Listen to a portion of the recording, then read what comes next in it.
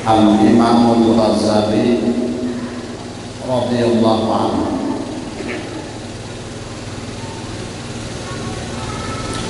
menjelaskan di dalam kitabnya Mukasyafatul Qulub, sepantasnya bagi orang yang berakal bahwa ia bertaubat daripada dosa-dosa yang telah lalu.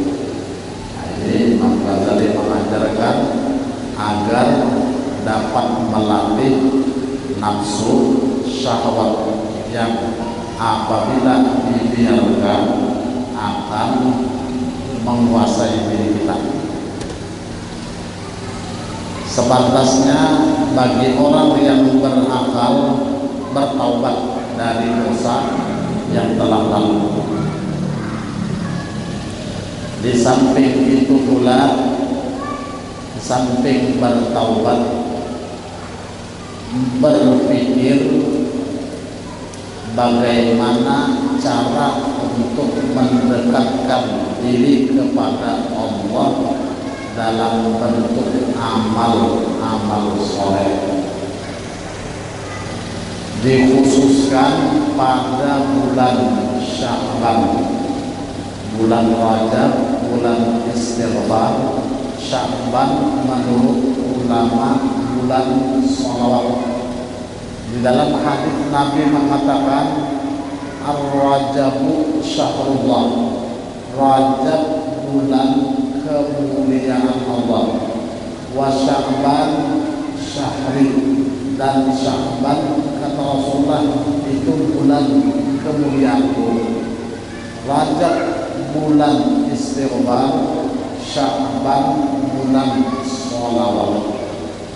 Maka diistimewakan di bulan Sya'ban ini kita lebih memperbanyak sholawat kepada Nabi SAW, karena turunnya ayat Innallaha wa malaikatahu yusholluna 'alan nabi ya ayyuhalladzina amanu shollu 'alaihi wa sallimu taslima.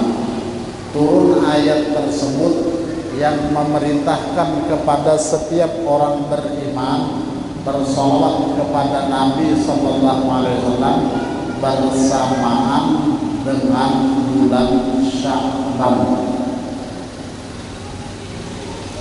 Maka hendaklah kita berpikir cara mendekatkan diri kepada Allah di bulan Sya'ban, secara khusus perbanyak sholawat.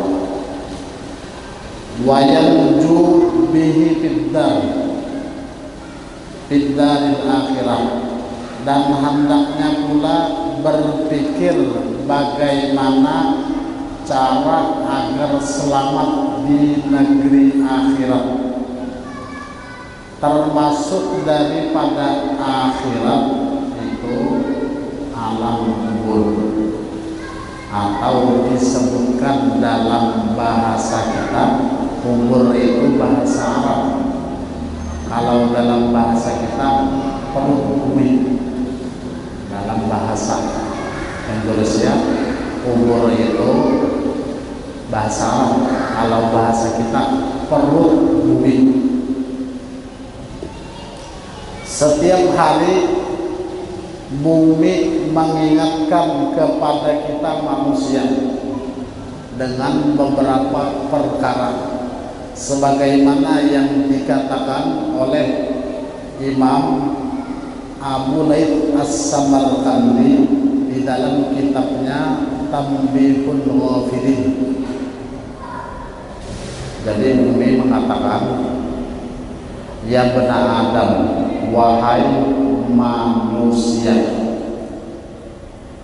wahai manusia, yamshi fi batni, engkau berjalan fi dhahri, di belakangku, wa masiruka ila batni, tempat kembalimu ke dalam perutku. Ini ucapan bumi. Hai manusia, engkau berjalan di belakangku tempat kembalimu ke dalam perutku. Ini ucapan bumi tertentu kepada kita manusia. Pernahkah kita mendengar? Pernahlah mendengar ucapan bumi, hai manusia, engkau berjalan di belakangku, nanti tempat kembalimu ke dalam perutku. Orang terdahulu mendengar ucapan bumi itu. Karena kita diciptakan oleh Allah secara jasmani, tubuh dari tanah. Di dalam Al-Quran Allah berfirman, minha khalaqnakum, dari tanahlah kata Allah kami ciptakan kalian, wa fiha nu'idukum, dan ke dalam tanahlah kami akan kembalikan kalian, wa minha nukhrijukum taratan ukhra, dan dari tanahlah pula kami keluarkan kamu pada kali yang lain. Biasanya di dalam bacaan talqin, minha khalaqnakum lil ajri wat thawab, dari tanah kami ciptakan kalian untuk mendapatkan pahala dan balasan. Wa fiha nu'idukum lid-dudi wat turab, dan dari tanah pula kami kembalikan kalian supaya apa? Supaya menjadi pemakan ulat. Ini bumi sudah mengingatkan, Allah pun menjelaskan di dalam Al-Quran. Bumi mengingatkan kepada kita manusia. Di samping bumi mengingatkan yang pertama, kalian berjalan di belakangku, nanti tempat kembali kalian ke dalam perutku. Perut bumi itu yang kubur. Kubur itu bahasa Arab, kalau bahasa kitanya perut bumi. Dan di dalam hadis Nabi mengatakan, al-qabru imma rawdah min riyadil jannah wa imma hufrah min hufarin nirah. Kubur kata Rasulullah ada kalanya jadi kebun surga, dan ada kalanya pula menjadi lubang daripada lubang api neraka. Jadi antara dua, kubur itu bisa jadi kebun surga, bisa menjadi lubang daripada api neraka. Dari kubur itulah bila jadi lubang api neraka akan bertiup asap-asap dari neraka. Tetapi bila kubur itu menjadi kebun surga akan berhembus wangi-wangian surga. Akan berhembus wangi-wangian surga. Bila hendak kubur menjadi kebun surga, sering-seringlah berada di kebun surga sewaktu di dunia. Bahkan di dalam sebuah hadis Nabi sallallahu alaihi wasallam mengatakan, idza marartum biriyadil jannah farta'u, bila kalian melewati kebun surga singgah. Para sahabat menanya, ya Rasulullah, wa ma riyadul jannah fid dunya, apa ya Rasulullah kebun surga di dunia? Pertama kata Rasul, majlisul dzikri, tempat orang berzikir mengingat Allah, itu kebun surga. Yang kedua, wahilakul ilmi, tempat-tempat orang menuntut ilmu. Selain dari dua tempat ini di dunia tidak disebut kebun surga. Selain dari dua tempat ini di dunia tidak disebut dengan kebun surga, kecuali nang dua ini. Jadi menghandap karena kubur jadi kebun surga, mulai di dunia lah sering-sering singgah di dalam kebun surga. Tapi apabila kubur itu bisa menjadi lubang daripada lubang api neraka, di dunia sering berbuat dosa, sering berbuat maksiat, sering berbuat melakukan apalah yang dilarang oleh Allah.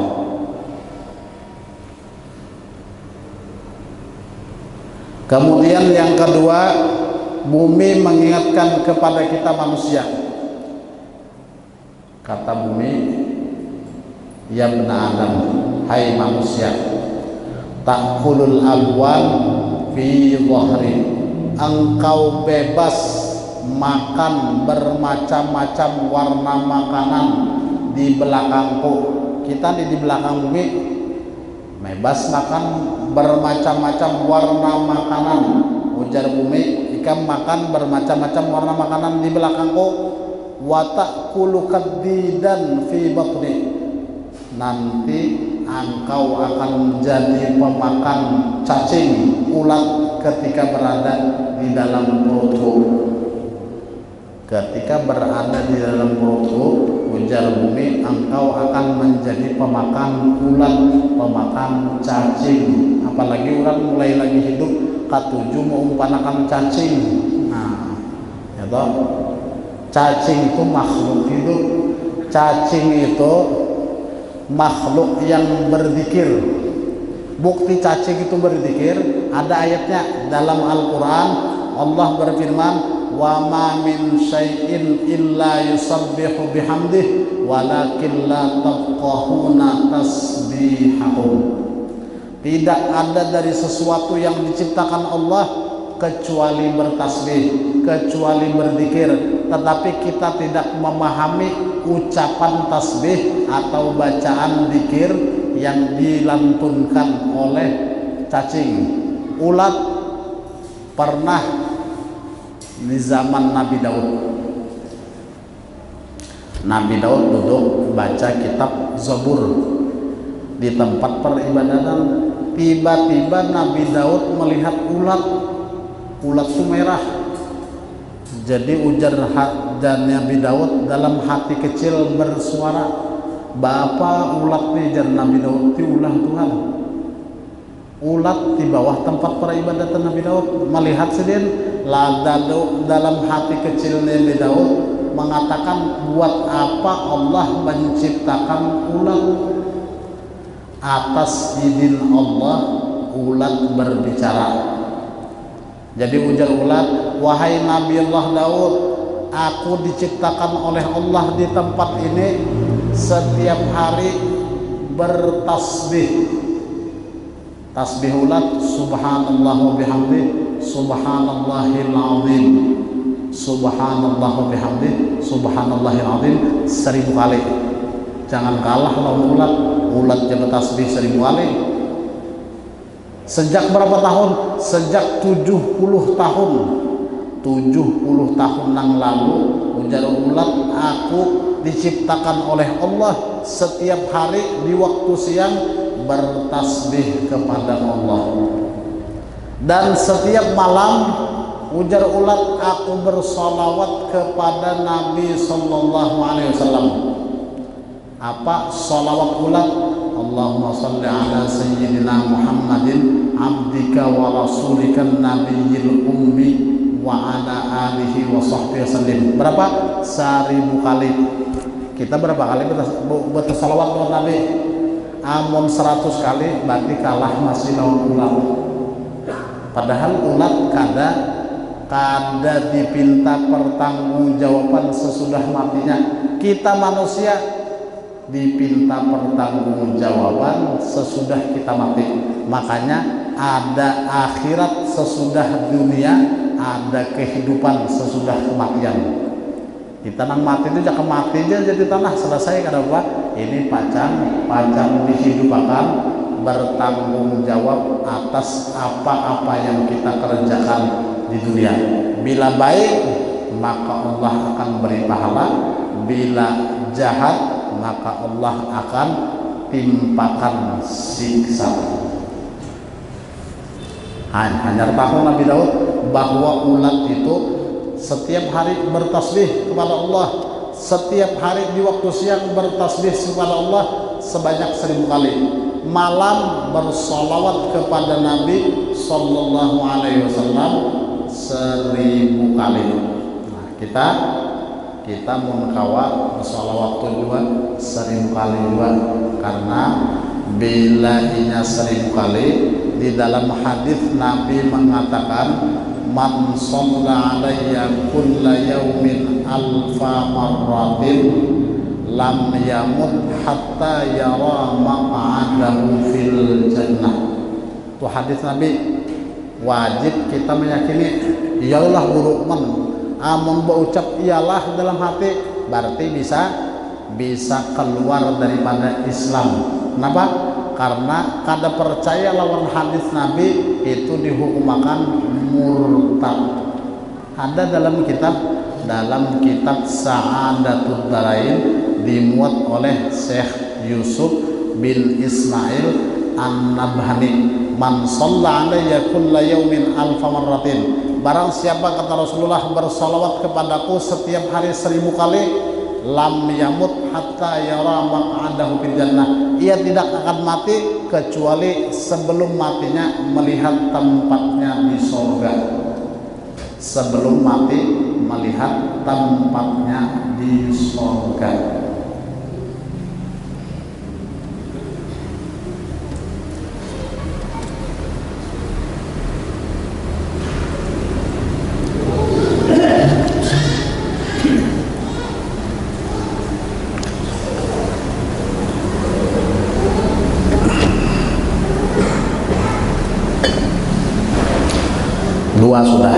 Dua peringatan bumi.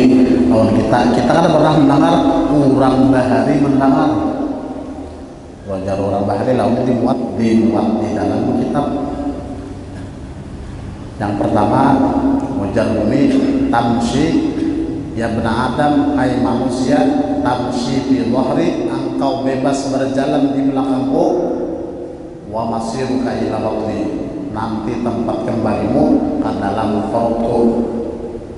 Yang kedua, takulukal alwan,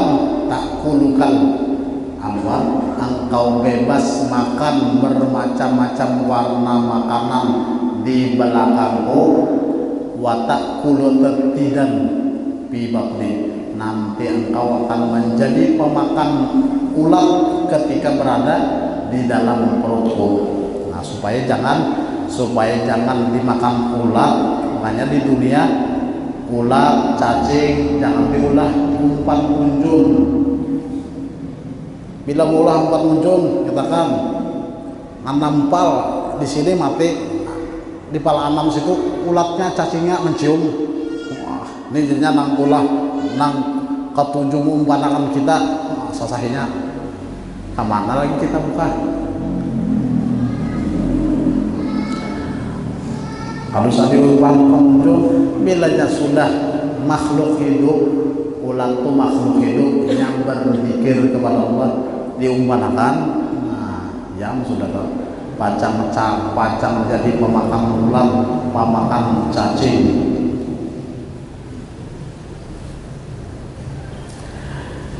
Kemudian Al-Imamul Ghazali mengajarkan pula kepada kita wa yuqassirul amal, pendekkan angan-angan. Memendekkan angan-angan itu jangan merasa hisab asa lawas hidup di dunia. Bila orang panjang angan-angan, asa rasa hidup itu esok hari itu ngarannya panjang angan-angan, lalu malas beribadah, esok jadi baca Quran, esok tentulah kita hidup, kada pasti hidup, esok dia nuntut ilmu, pastilah kita hidup esok. Nah, bila memendekkan angan-angan, kata Imam Ghazali, akan terhindar dari sifat malas. Wa yu'ajjilu taubah, segera bertaubat. Bahkan cara untuk rajin beribadah, segera bertaubat itu dikatakan oleh Imam Abu Laith As-Samarqandi dalam kitabnya Tambihul Ghafilin, beliau mengutip perkataan Syekh Hamid Al-Lafaq, aksiru dzikraha min ladat. Nabi sallallahu alaihi wasallam bersabda, perbanyaklah mengingat kematian. Fa inna man aktsara dzikraha min ladat ukrima bi thalathati asya. Bila orang yang banyak mengingat kematian akan diberikan oleh Allah 3 kemuliaan. Pertama, ta'jilut taubah. Orang yang banyak mengingat kematian segera hendak bertaubat. Kemudian yang kedua, wa nasyat wa qana'atul qalbi. Yang kedua, wasyatun bil ibadah. Orang yang ingat dengan kematian rajin beribadah. Rajin ada mahadang isuk, nahadang isuk lo orang nang panjang aman-aman. Tapi orang yang ingat akan kematian, nasyatun fil ibadah, rajin di dalam beribadah. Kemudian kemuliaan yang ketiga diberikan oleh Allah bagi orang yang banyak mengingat kematian, wa qana'atul qalbi, selalu hatinya merasa cukup dengan pemberian Allah. Selalu merasa cukup. Kuncinya hidup ini bila Allah memberi sedikit, syukur. Bila Allah memberi sedikit, syukuri. Bila bersyukur, Allah berjanji, laqad ta'adzana rabbukum la in syakartum la azidannakum. Kata Allah, telah diumumkan kepada kalian hai orang-orang beriman, jikalau kalian pandai bersyukur, Allah tambah. Amun sedikit sabar, kada ditambah Allah, kada ditambah Allah. Ikam sabar aja bang Tuhan. Jadi kalau aku tambahi, harusnya sedikit tuh disyukuri, kalau tambah. Amun sabar, ikam sabar aja. Jadi kan aku tambahi Tuhan. Nah, jadi menghendak bertambah syukur. Bila sedikit syukur, bila banyak bang, banyak berbagi. Bila banyak berbagi, bila sedikit syukur. Wa yadhkurullahu ta'ala, dan selalu berzikir. Ini cara yang diajarkan oleh Imamul Ghazali agar mampu melatih nafsu yang asalnya malas jadi rajin, yang asalnya berkuasa mampu dikendalikan. Apabila selalu mengingat akan Allah, yatukal ma'anahi, maka akan mampu meninggalkan segala yang dilarang oleh Allah. Yang dilarang oleh Allah tuh, yang kadang-kadang orang menganggap biasa, turun pada rumah selawar hamdan, padahal Pak Haji sudah selawar hamdan. Selawar hamdan itu berdosa, kayak kada cukup kain lah. Orangnya haji tapi turun pada rumah selawar hamdan, berdosa.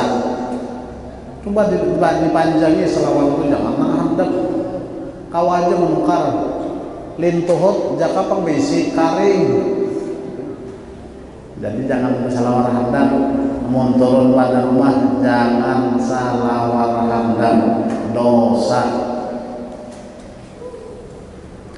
Segala macam bentuk larangan maka tinggalkan. Di dalam Al-Quran Allah Subhanahu wa ta'ala berfirman, ada 1000 ayat larangan. Di dalam Al-Quran ada 1000 ayat perintah. Mana perintah Allah yang sudah mampu kita junjung tinggi, mana pula larangan-larangan Allah yang sudah mampu kita jauhi. Wa yusabbiran nafsah, dan selalu sabar dalam mengendalikan nafsu. Nah, nafsu ini memang sudah diciptakan oleh Allah untuk kita manusia. Nah, cara menahan nafsu kita manusia beda dengan binatang. Binatang ada bakal, kita manusia bakal. Nah, akal itulah menimbang mana nang benar, mana nang salah, mana nang baik, mana nang jahat. Jadi timbang-timbang akal menimbang mana baik, mana salah, mana nang jahat, mana puna nang baik. Ada benar, ada salah, ada baik, ada jahat. Akal mempertimbangkannya. Wala yattabi'us syahwati nafsaniyah. Kata Imamul Ghazali, jangan pula mengikut syahwat. Syahwat itu bahasa Arab, kalau bahasa kitanya keinginan nafsu nang balabihan. Makan tuh sadang-sadangnya, jangan sampai kekanyangan. Amun kekanyangan otomatis koler beribadah. Amun kekanyangan otomatis pangantukan. Imam Ghazali menjelaskan dalam kitab Ihyauluddin, akibat orang kanyang pangantukan, akibat orang kanyang malas beribadah, akibat kekanyangan masuk perangkap syaitan. Masuk perangkap syaitan, nyandak nuntut ilmu bila parut kanyang tuh lambat paham. Antuk terus kanyangan baru lambat paham. Pan nafsu, kata Imamul Ghazali, nafsu itu seperti berhala. Nafsu seperti berhala. Barang siapa yang menyembah nafsu, maka samalah seperti menyembah berhala. Siapa yang menyembah nafsu, maksud menyembah itu mengikuti segala keinginan nafsu, pada hakikatnya ia menjadi penyembah berhala. Barang siapa yang menyembah Allah dengan ikhlas, maka dialah yang mampu mengendalikan nafsunya. Maka dialah yang mampu mengendalikan nafsunya. Kemudian di dalam hadis yang lain Nabi Sallallahu Alaihi Wasallam mengatakan, al-qabru imma rawdah, al-qabru awwalu manzil min manazilil akhirah, faman naja minha fama ba'dahu aisaru, wa man lam yanju minha fama ba'dahu asyaddu. Kubur, ujar Rasulullah, menjadi persinggahan pertama untuk menuju akhirat. Persinggahan pertama. Dan kubur ini nang menentukan. Apabila dikubur selamat, maka perjalanan sesudahnya akan lebih mudah. Perjalanan sesudah alam kubur, bangkit dari kubur menuju padang mahsyar mudah. Kemudian pembagian catatan amal mudah. Kemudian ketika pemeriksaan mudah, ketika ditimbang mudah, ketika menyeberang titian shiratal mustaqim mudah sampai ke seberang. Karena apa? Dikubur selamat. Amun dikubur kada selamat, wa man lam yanju minha fama ba'dahu asyaddu. Maka perjalanan sesudah alam kubur lebih susah. Menuju padang mahsyar susah. Padang mahsyar itu orang yang berkumpul di dalamnya seperti berada di atas terik panas matahari. Matahari sekilan, sekilan di atas kepala. Ini gara-gara dikubur karena selamat. Sekilan matahari, banyak nang lamas lawan banyu paluhnya. Sesudah padang mahsyar pembagian catatan amal, otomatis bila dikubur kada selamat, maka ia akan menerima catatan amal lewat tangan kiri atau lewat belakang. Nah, ini diperiksa pemeriksaan nang sulit, ditimbang berat amal kejahatan hingga menyeberang titian shiratal mustaqim, jatuh ke dalam api neraka. Kubur jadi finish ketentuannya kubur.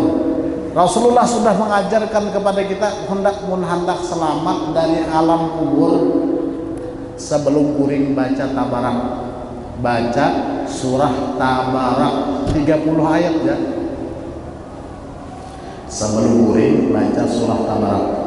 Tabarakalladzi biyadihil mulku wa huwa ala kulli syai'in qadir. Alladzi khalaqal mauta wal hayata liyabluwakum ayyukum ahsanu amalan wa huwal azizul ghafur. Alladzi khalaqa sab'a samawatin tibaqa ma tara fi khalqir rahmani min tafawut farji'il basara hal tara min futur thumma rji'il basara karratayn yanqalib ilaikal basaru khasi'an wa huwa hasir. Bibinian datang bulan boleh membaca. Ma guru, kenapa aja boleh baca maka Quran? Bujur Quran, tapi itu perintah Nabi, suruhan Nabi. Jadi niat kita kada membaca Quran, niat bibinian loh. Bibinian misalkan datang bulan, tetap baca tabaraknya, tapi jangan berquran, kada boleh berquran, bahapal. Mau kada hafal benang, kada hafal udah hafal ya. Mau kada hafal dihafale. Mau tiap malam sebulan gin, tiap malam hafal Yasin tuh bang ada lah orang hafal tunggal bijian karena rancak membaca lalu hafal. Apalagi kita barak 30 ayat ya. Yasin 83 ayat. Jadi bila hendak kuring baca tabarak, bibinian nang datang bulan tetap baca juga dengan niat mengamalkan perintah Nabi. Kada niat baca Quran, memang orang datang bulan tuh haram baca Al-Quran, tapi karena itu perintah Nabi maka diamalkan. Bibinian tuh bila hendak kuring kan baca Fatihah, baca ayat kursi, baca amanat Rasul, baca qul huwallah 3 kali, al-falaq 3 kali, an-nas 3 kali, tetap dibaca. Maka datang bulannya niatnya mengamalkan perintah Nabi. Amun datang bulan kada boleh sama sekali pembacaan, kuringnya lagi berapa pas tamimpi hantu. Nampak ada sing bacaan. Jarah hantu nih kesempatan orang nang nyata pembacaan aja bisa aja mimpi buruk, apalagi nang kada pembacaan sama sekali. Jadi sekira kita selamat daripada alam kubur, maka Rasul sallallahu alaihi wasallam mengajarkan amalkan setiap malam surah Tabarak. Sebelum tidur kita baca lebih dahulu Tabarak sebanyak 30 ayat. Mulai dari sekarang amalkan. Pokoknya kada guring kecuali baca surah Tabarak. Orang bahari itu kan baca Al-Baqarah. Baca Al-Baqarah tiap malam. Al-Baqarah berapa? 286 ayat, 2 juz lebih. Bila kada baca bisa kada terbaca Al-Baqarah sekali guring apa? Disepak sapi, temimpi sepak sapi. Al-Baqarah itu artinya apa? Sapi betina.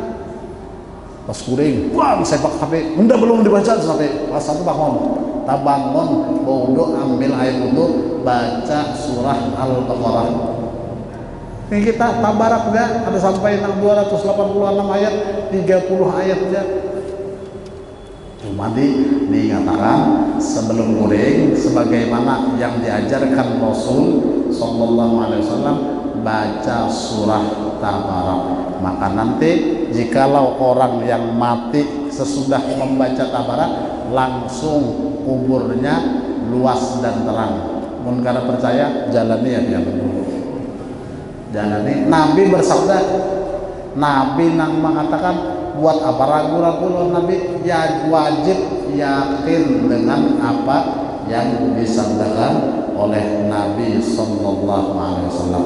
Nah, itulah cara yang diajarkan oleh Imam Ghazali agar kita mampu mengendalikan hawa nafsu, karena nafsu itu seperti berhala. Bila mampu kita kendalikan, itulah orang yang mampu melawan, mengendalikan nafsu untuk mencari keridhaan Allah Subhanahu wa taala. Kemudian waruya anna malikan dinna Allah Subhanahu wa taala alhamdulillah. Berkat kita berkumpul majelis ilmu dan ibadah diberikan bimbingan taufik hidayah dari Allah, dapat mengamalkan apa-apa yang sudah kita ketahui dengan ikhlas serta istiqamah. Semoga Allah membimbing dan menunjuk kita dan keluarga pada jalan yang diridhoinya selamat dunia dan akhirat. Ini aku di mana dia salatu salih wa ila hadratin Nabi sallallahu alaihi wasallam. Al-Fatihah.